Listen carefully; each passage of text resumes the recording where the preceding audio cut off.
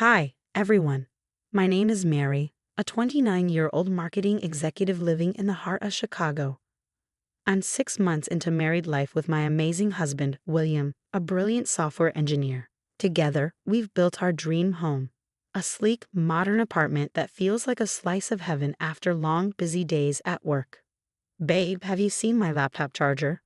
William called out one morning, rushing around in his usual pre-work frenzy. Check the drawer in the entryway, I replied, sipping my coffee as I admired our carefully curated living room. Every piece of furniture had been a joint decision, reflecting our shared taste and values. Just as William unearthed his charger, a sharp knock echoed through the apartment. My stomach sank. I knew that knock. "Susan," I muttered to William, plastering on a smile as he opened the door. In waltzed William's grandmother, all 75 years of her, with her ever-present air of judgment. She surveyed our minimalist decor with a raised brow. "Oh, still keeping the place like a spaceship, I see," she remarked, disdain dripping from her words. I bit my tongue and forced a polite smile. "Good morning, Susan. Would you like some coffee?" "No, thank you, dear," she said, waving her hand dismissively. "Who knows what fancy concoctions you youngsters put in coffee these days? Probably something that would upset my stomach." William jumped in, trying to ease the tension. "Grandma, we were just about to head to work. Do you need something?" Susan scoffed. "Can't a grandmother check on her grandson without needing something? I just wanted to see if you finally added some warmth to this place." I couldn't help myself. "We love our home, Susan. It's exactly how we want it." "Of course you do, dear," she replied with a condescending pat on my arm. "You'll learn as you get older." As Susan continued her uninvited inspection of our apartment, William pulled me aside. "I'm sorry," he whispered. "You know how she is." I nodded, swallowing my frustration. Her visits were becoming more frequent, and my patience was wearing thin. That evening, while packing for an upcoming business trip, the dreaded question came up. "Honey," William began hesitantly, "do you think we should give Grandma Susan a spare key? You know, just in case of emergencies while we're gone." I froze mid-fold, staring at him. "Are you sure that's necessary? We're only going to be gone for a week." "I know," he said, "but it would make her feel better. And who knows? Maybe we'll need someone to water the plants or something." I sighed, knowing this wasn't a battle worth fighting. "All right, but make sure she knows it's for emergencies only." The next morning, as we headed out, Susan arrived to collect the key. "Don't you worry about a thing," she said, her smile a little too bright and a glint in her eye that made me uneasy. "I'll take good care of your home." As the taxi pulled away, I couldn't shake the nagging feeling we'd made a mistake. But I pushed it aside, focusing on the trip ahead. Little did I know that decision would set off a chain of events I never could have imagined. After a grueling week of meetings and presentations, William and I returned, dragging our suitcases down the hallway. "I can't wait to crash on the couch," William groaned, fumbling with the key. As soon as we stepped inside, something felt off. The air was heavy, with an odd, musty smell. "Did you leave a light on?" I asked, noticing a warm glow of lamps instead of our usual cool LEDs. "No," he replied, confused. I flipped on the main light and gasped. Our sleek, modern living room was gone. In its place stood heavy, ornate antique furniture, straight out of a Victorian mansion. "What the hell?" William muttered, frozen in place. "This isn't a mistake," I snapped, my shock quickly turning to fury. "This is Susan. She's gone too far this time." William's face paled as realization dawned. William stared at me, his voice trembling. "But why would she do this?" "Because she's never respected our choices," I snapped. "She's always criticized our style, our lifestyle, and now she's crossed the line by violating our home." My hand shot toward my phone. "We need to call her right now." William grabbed my arm, his voice calm but firm. "Wait, Mary. It's late. Maybe we should sleep on this and approach her calmly tomorrow." "Calmly?" I echoed, incredulous. "Are you kidding me? She broke into our home and stole our things." "She's still my grandmother," he replied weakly. "And I'm your wife. William, don't you get it? Our home has been violated." Our voices rose as we argued, our emotions raw and tangled. William wanted to handle the situation diplomatically, fearing family repercussions, while I was consumed with a need for justice. "Fine," I spat, crossing my arms. "We'll do it your way. But first thing tomorrow, we're confronting her." Fuming, I stomped to the bathroom to wash up. As I passed the trash can, something caught my eye. My heart stopped. Trembling, I reached in and pulled out the shattered remains of a delicate porcelain vase. My mother's vase. The only thing I had left of her. No, no, no, no, I whispered, cradling the broken pieces as tears streamed down my face. Mary? What's wrong? William appeared in the doorway, his concern etched across his face. I looked up at him, my voice breaking. She broke my mom's vase, William. She threw it away, like it was nothing.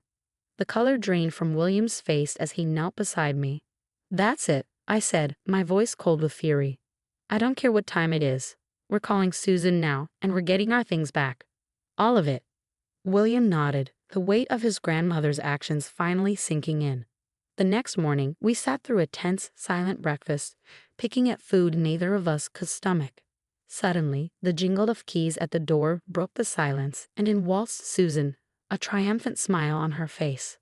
Good morning, dears. I hope you love what I've done with the place. It's so much more homey now, isn't it? I stood slowly, my hands clenched into fists. Homey? You call this homey?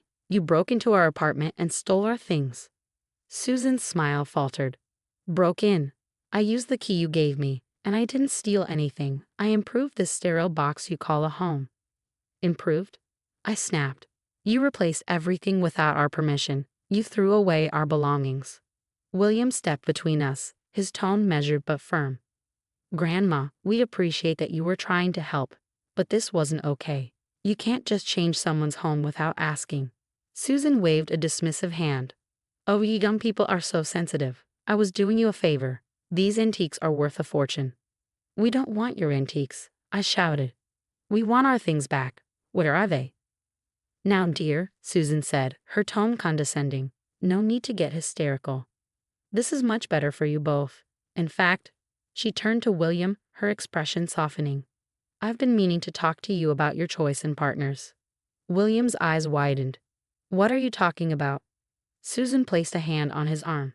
Sweetheart, I've seen how she treats you, always pushing her modern ideas, never respecting tradition. You'd be much better off with someone who appreciates family values. I couldn't believe what I was hearing. Are you seriously trying to break us up over furniture? It's not just about furniture, Susan snapped. It's about respect, something you clearly lack. I laughed bitterly. Respect? You're the one who violated our home and our trust. William stepped back, shaking his head. His voice was cold when he spoke. Grandma, is this true? Have you been trying to turn me against Mary? Susan's face hardened. I'm only looking out for your best interests, dear. This girl isn't right for you. Something in William snapped. No, Grandma, you're not looking out for me. You're trying to control me. And Mary isn't just some girl, she's my wife. And I love her. William, don't be ridiculous. You can't possibly. Enough. William's voice thundered, silencing both Susan and me. I want you to leave, Grandma, now, and don't come back. Susan's face turned red with fury. You ungrateful brat. After everything I've done for you. Fine, have it your way. But don't come crawling back when she ruins your life. And you can forget about your inheritance. With that, she stormed out, slamming the door behind her. The silence that followed was deafening. William and I stood there, shell-shocked. I'm so sorry, William whispered, pulling me into a hug. I had no idea she was capable of this. I held him tightly, relief and sadness washing over me. It's not your fault, but what do we do now? The next few hours were a whirlwind of assessing the damage. Many of our belongings were gone, and others were damaged beyond repair. But nothing stung more than the loss of my mother's vase. We need to file a police report, I said finally. I know she's your grandmother, but this is theft and destruction of property. William nodded grimly. You're right, it won't be easy since we gave her the key, but we have to try. In the months that followed, we decided we needed a fresh start, far from the memories and the drama. Chicago had become a battleground, and we were ready to reclaim our peace.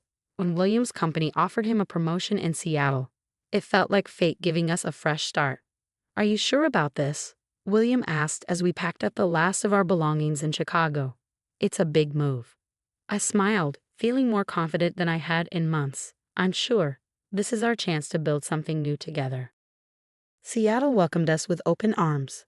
Our new apartment boasted a stunning view of the Space Needle, and we took our time furnishing it, carefully choosing pieces that reflected both our styles. It felt like the home we'd always dreamed of, one built on mutual respect and love. As William settled into his new role, I decided to take a leap of faith and start my own marketing consultancy. All the frustration and anger I'd harbored towards Susan, I channeled into building my business. "You're going to crush it," William said, kissing me on the cheek as I prepped for my first client meeting. And crush it I did. Within 6 months, I had a full roster of clients and was earning more than I ever had at my old job. Through the grapevine, we heard that Susan was spinning her own version of events back in Chicago. One day, William's cousin called, her voice laced with concern. "Grandma's telling everyone you two are ungrateful and cruel," she said. "But don't worry, none of us believe her. We've all had our own run-ins with her helpfulness." It was a relief to know that not everyone bought into Susan's narrative. In fact, her antics had driven many family members to reach out to us with support. A year after the move, William and I were sitting on our perfect couch, admiring our new home. The space was a beautiful blend of modern and traditional, a true reflection of us both. "Can you believe how far we've come?" I asked, snuggling into William's side. "It's been quite a journey," he replied, squeezing my hand. "But I wouldn't change a thing. Well, except maybe giving Grandma that spare key." We laughed, the pain of that chapter dulled by time and distance. The next day, we received an unexpected call from William's dad. "You won't believe this," he said, his tone a mix of shock and something else. "Your grandmother's been scammed. She's lost nearly all her savings." Apparently, Susan had fallen victim to fraudsters who preyed on her need for control, convincing her to invest in a scheme promising to teach ungrateful youth the value of tradition. When William hung up the phone, we sat in silence for a moment, processing the news. "I don't feel happy about this," I admitted quietly. "Just a strange sense of karmic justice." "You okay?" I asked, watching William's face carefully. He nodded slowly. "Yeah, I am. It's sad, but it feels like the universe is balancing things out, you know?" I nodded, understanding exactly what he meant. We didn't celebrate Susan's downfall, but neither could we deny the poetic nature of it all. As I reflected on everything we'd been through, the pain, the anger, the fresh start, I realized it had all led us to this moment. We were stronger, wiser, and happier than ever. If you were in my shoes, would you have confronted Susan immediately or taken William's diplomatic approach? And how would you have handled the aftermath, cut all ties, or try to maintain some family connection? If you enjoyed this story of overcoming toxic family dynamics, please hit that like button. It really helps the channel grow. And don't forget to subscribe for more real-life drama. Thanks for watching, and I'll see you in the next video.